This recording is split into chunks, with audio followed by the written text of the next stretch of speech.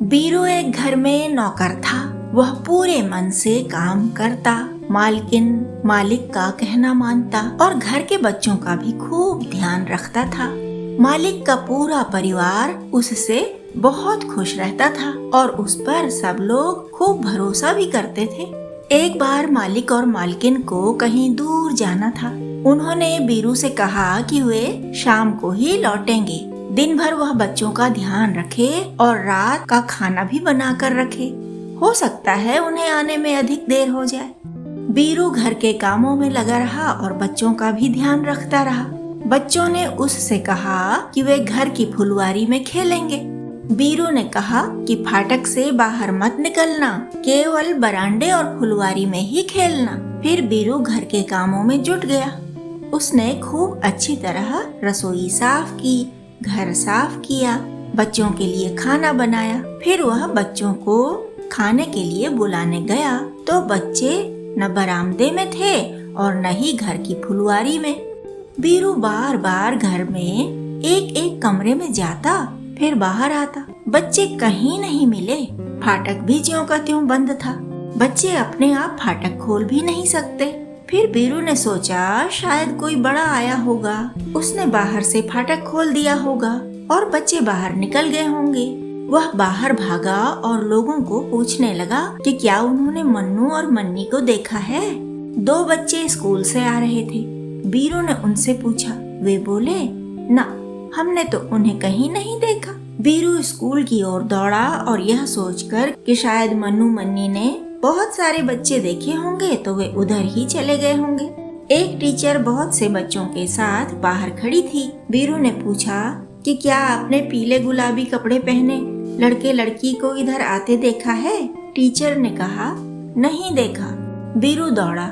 खेत में काम कर रहे एक किसान और उसकी पत्नी को देखा तो उसने चिल्लाकर पूछा, भैया, मन्नू मन्नी को तो नहीं देखा इधर उधर आसपास।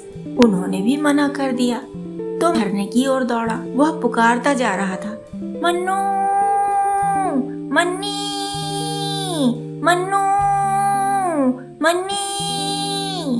झरने के आसपास भी कहीं कोई नहीं था।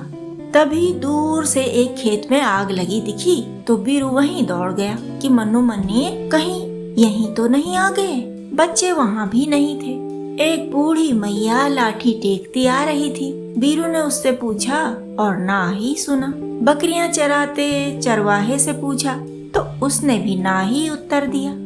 एक जगह रास्ते में 3 विदेशी लड़कियां टहलती दिखीं तो बेचैन बीरू ने उनसे भी पूछ डाला, yellow shirt boy, pink frock girl देखी है क्या।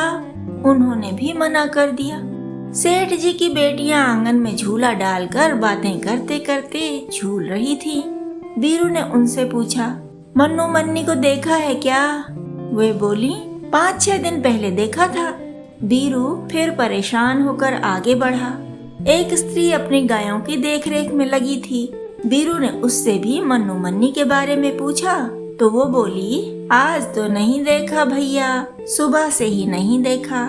पेड़ पर चढ़ा सोनू दिखा बीरू को तो उसने कहा, बेटा तुम तो पेड़ पर बैठे हो, इधर कहीं मन्नू मन्नी आते जाते दिखे हैं क्या तुम्हें। सोनू ने कहा कि मैं तो बहुत देर से पेड़ पर ही बैठा हूँ, लेकिन मैंने उन्हें नहीं देखा। अधपगला गोपू दिखा, उससे पूछा तो उसने भी मना कर दिया। देवी पंडाल में पूछा, दुकानों में पूछा, किसानों से पूछा, मजदूरों से पूछा। बीरू परेशान होकर घर आया तो दोनों बच्चे आंगन में खेल रहे थे।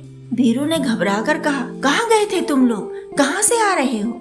मन्नी बोली, हम कहीं भी नहीं गए, छुपा छुपी खेल रहे थे और मन्नू पलंग के नीचे छुपा था, वहीं पर सो गया। मैं भंडार घर में कॉमिक्स पढ़ते पढ़ते सो गई थी।